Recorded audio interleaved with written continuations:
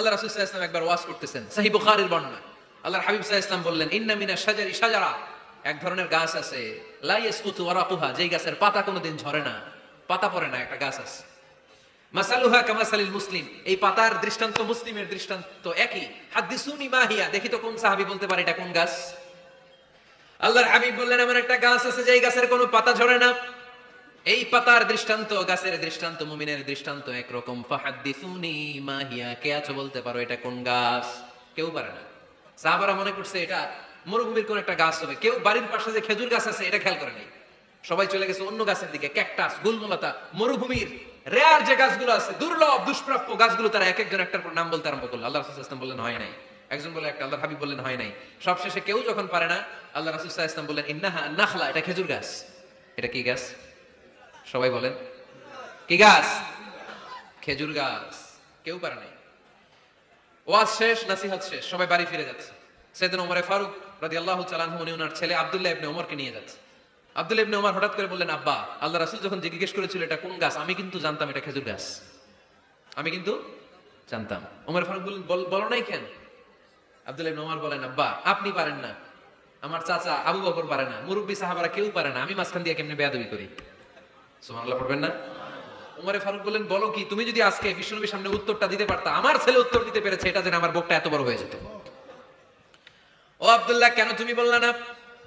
আজকে কেউ প্রশ্নের উত্তর করতে পারে নাই, তুমি যদি বিশ্বনবীর সামনে দাঁড়িয়ে প্রশ্নের উত্তর করতে পারতা, আমার বুকটা এত বড় হয়ে যেত, কেন বললা না? তুমি বললে আমি বড্ড খুশি হয়ে যেতাম। সুবহানাল্লাহ পড়েন। তার মানে মাঝে মাঝে জুনিয়ররা সিনিয়রদেরকেও হার বানায় দেয়, এরকম আছে না নাই? এজন্য পরামর্শ করবেন, অবশ্যই পরামর্শ করবেন। সাইয়েদনা ওমর ফারুক যখন খলিফা, তিনি মুরব্বীদের মিটিং এ একটা ছোট্ট বাচ্চাকে রাখতেন, অল্প বয়স্ক এক সাহাবী, কয় সাহাবীর নাম আব্দুল্লাহ ইবনে আব্বাস রাদিয়াল্লাহু তাআলা।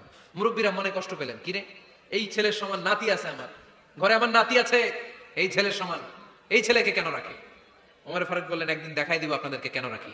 ওমর ফারুক একদিন সবাইকে বললেন, ইদা জাআ নাসরুল্লাহি ওয়াল ফাতহ ওয়া রাআইতান নাসা ইয়াদখুলুনা ফি দীনিল্লাহি আফওয়াজা, এটা কোন প্রেক্ষাপটে নাজিল হয়েছে আপনারা কে জানেন বলেন তো? এক সাহাবী বললেন, এই সূরা দ্বারা বোঝানো হয়েছে আমাদের যখন বিজয় অর্জিত হবে তখন যেন আমরা বেশি বেশি আল্লাহর প্রশংসা করি। ওমর ফারুক বললেন, উত্তর হয় নাই। আরেক বয়স্ক সাহাবী বললেন, আমাদেরকে রব্বুল আলামিন বড় বড় শহর বিজয়ের ব্যাপারে আদেশ দিয়েছে, এই সূরা দ্বারা আমি এটা বুঝেছি। ওমর ফারুক বললেন, হয় নাই। কেউ যখন উত্তর করতে পারে না, ওমর ফারুক বললেন, ও আব্দুল্লাহ ইবনে আব্বাস, তুমি এই সূরার ব্যাপারে কি জানো? আব্দুল্লাহ ইবনে আব্বাস বলেন, হুয়া আজালু রাসূলিল্লাহ, এই সূরা দ্বারা বিশ্ব নবীর আগাম মৃত্যুকে বোঝানো হয়েছে।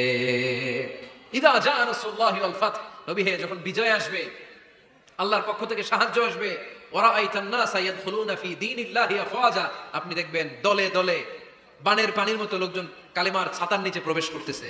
তো সবাই যখন কালিমা পড়ে মুসলমান হয়ে যাবে, সবাইকে মুসলমান বানানোই ছিল বিশ্বনবীর মিশন। মিশন যখন কমপ্লিট, নবী থাকার পৃথিবীতে আর দরকার নাই। এই সূরা দ্বারা আল্লাহ বুঝিয়েছেন বিশ্বনবী পৃথিবীতে আর বেশি দিন বেঁচে নাই। চিল্লায় বলেন ঠিক কিনা? ওমর ফারুক ডেকে বললেন, আব্দুল্লাহ, মারহাবা, মারহাবান বিকা ইয়া আব্দুল্লাহ ইবনে আব্বাস, ও আব্দুল্লাহ ইবনে আব্বাস, মাশাআল্লাহ তাবারাকাল্লাহ, কেউ সঠিক উত্তর না দিতে পারলেও তুমি সঠিক উত্তর দিয়েছো। তুমি এই সূরার ব্যাপারে যতটুকু জানো আমিও জানি ততটুকু, পড়েন সুবহানাল্লাহ। তুমি সঠিক উত্তর দিয়েছো। এই হাদিসগুলো প্রমাণ করে মাঝে মাঝে জুনিয়ররা সিনিয়রদেরকেও হারিয়ে দেয়। চিল্লায় বলেন ঠিক কিনা? এজন্য মাঝে মাঝে বাচ্চা ছেলেদেরও পরামর্শের দরকার আছে না নাই? ঘরে সুখ নাই, শান্তি নাই, কারণ পরামর্শ করেন না তো। আব্বা আম্মার পরামর্শ নেন, স্ত্রীদের পরামর্শ নেন, ছেলে মেয়েদের পরামর্শ নেন। গুরুত্বপূর্ণ সিদ্ধান্ত নেওয়ার আগে পরামর্শ করে সিদ্ধান্তগুলো নেওয়ার দরকার আছে না নাই? পরামর্শ করে ফ্যামিলি মিটিং এ যদি আমরা সিদ্ধান্ত নেই, ওই সিদ্ধান্তে বরকত দিবে কে? আওয়াজ করে বলেন, ওই ঘরটারে বরকতময় করে কে? কয়টা গেল? 7টা। 8 নাম্বার হচ্ছে, প্রত্যেকটা ঘরে এক একটা পারিবারিক পাঠাগার গড়া চাই, ফ্যামিলি লাইব্রেরি। কার কার ঘরে পারিবারিক পাঠাগার আছে দেখি সুজানগরে? মাশাআল্লাহ, মাশাআল্লাহ পড়েন, আওয়াজ করে পড়েন মারহাবা। যাদের ঘরে নাই তাদের ঘরে একটা পাঠাগারের দরকার আছে না নাই? একটা শোকেস বানাবেন, ওখানে ইসলামী বইগুলো রাখবেন, ইসলামী সাহিত্যগুলো রাখবেন, তাফসিরগুলো রাখবেন, হাদিসের বইগুলো রাখবেন। একটা পারিবারিক পাঠাগারের দরকার আছে না নাই? কোরআনের প্রথম আয়াত হয়েছে পড়ো। কোরআনের প্রথম আয়াত কি? আল কোরআনের প্রথম বাণী পড়ো, আল হাদিসের নবীর কথা পড়ো। আল কোরআনের প্রথম বাণী পড়ো, আল হাদিসের নবীর কথা পড়ো। পড়ে পড়ে শেখো, শিখে শিখে তুমি তোমার নিজের জীবন গড়ো। পড়েন আমিন। কোরআনের প্রথম কথা কি? ইকরা, পড়ো। কোরআনের প্রথম কথা কি?